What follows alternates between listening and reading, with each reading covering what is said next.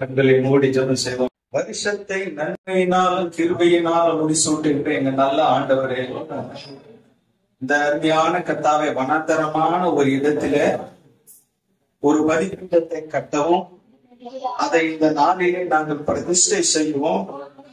நீர் எங்களுக்கு பாராட்டின கிருபைக்காக, இரக்கத்திற்காக உமக்கு நன்றி செலுத்துகிறோம்.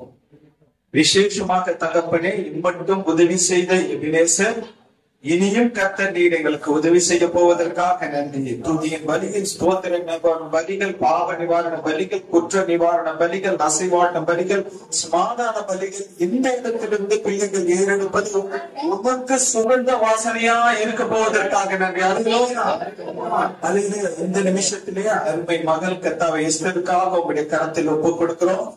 நீர் தாயின் கர்ப்பத்திலே மகளை நீர் தெரிந்து கொண்டதற்காக உமக்கு நன்றி. நீர் உங்களுடைய உள்ள கைகளிலே மகளை நீர் வரைந்திருப்பதற்காக நன்றி. இன்பட்டுமாக மகளை நீர் ஆசீர்வதித்து ஞானத்தை கொடுத்திருப்பதற்காக உமக்கு நன்றி. எபினேசர், இம்மட்டுமாக நீங்க தாங்கினீங்க, இம்மட்டுமாக நீங்க வழி நடத்தினீங்க. இம்மானுவேலர், இம்மட்டுமாக நீங்க கூடவே இருந்து வழி நடத்தினீங்க.